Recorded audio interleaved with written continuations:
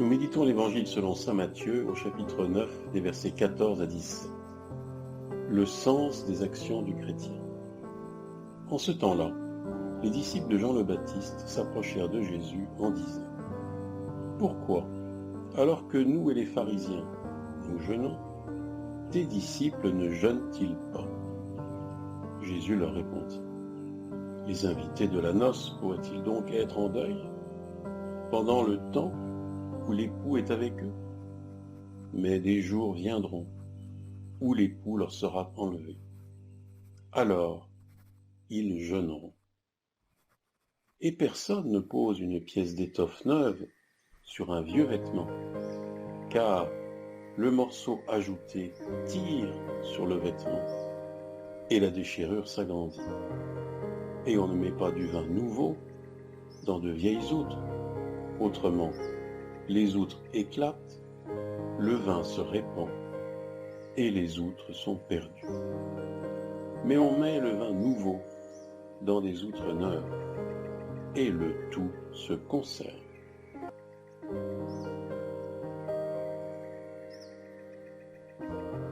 Prière. Seigneur, chacune de mes actions est une action de baptisé. J'ai pourtant souvent du mal à prendre conscience de cette force fondamentale. Ma foi est souvent faible et je ne me rends pas toujours compte que tu peux agir à travers moi si je reste uni à toi.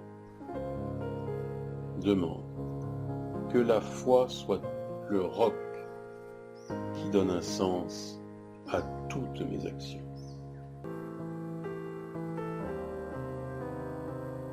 Réflexion. Premier point. Le thème des actions, des rites et de leur sens profond est un thème qui touche à tout ce que nous faisons. Un chrétien devrait agir de manière différente, puisque chacune de ses actions est marquée du sceau du Christ. Cependant, nous oublions bien souvent cette réalité, et nous ne percevons pas, ou fort peu, la portée surnaturelle de nos actions. Dans cet évangile, il est question d'une action classique de la vie spirituelle. Le jeûne est une pratique que nous retrouvons non seulement chez les chrétiens, mais au sein de nombreuses religions. Il y a toujours eu une certaine conscience chez l'homme que s'écarter des choses matérielles soit un bon moyen pour se rapprocher de Dieu. Ainsi, l'homme cherche à être attentif à sa dimension spirituelle en mortifiant ses penchants naturels les plus basiques.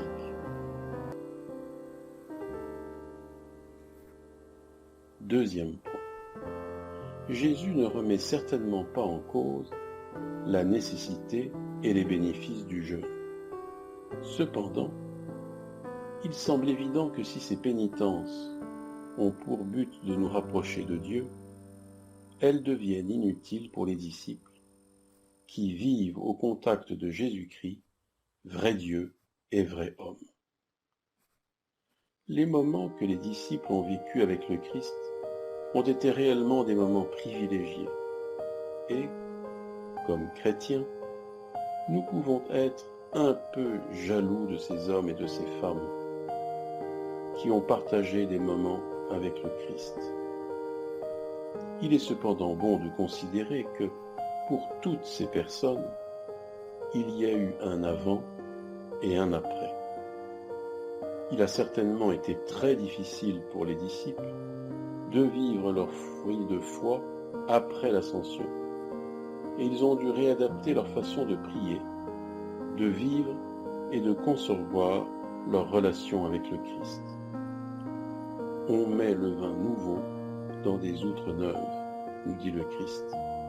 Et c'est ce que les disciples ont dû faire une fois que l'époux n'était plus avec eux.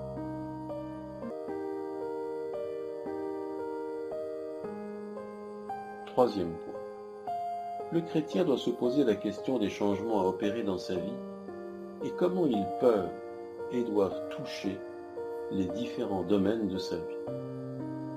Un enfant ne priera pas de la même manière qu'un adolescent, qui ne priera pas comme un jeune marié, qui lui-même ne priera pas comme un père de famille. Ces changements font partie de la vie et sont souvent frustrants. Nous regrettons parfois la simplicité de notre foi d'enfant ou l'optimisme face au monde de nos 20 ans. Mais nos actions doivent toujours rester orientées vers le Christ. Et tant qu'il restera le centre de notre vie spirituelle, nous pouvons changer les outres et le vin. Nous pouvons jeûner un peu plus ou un peu moins. Avec les yeux centrés sur le Christ, toutes nos actions prennent un sens.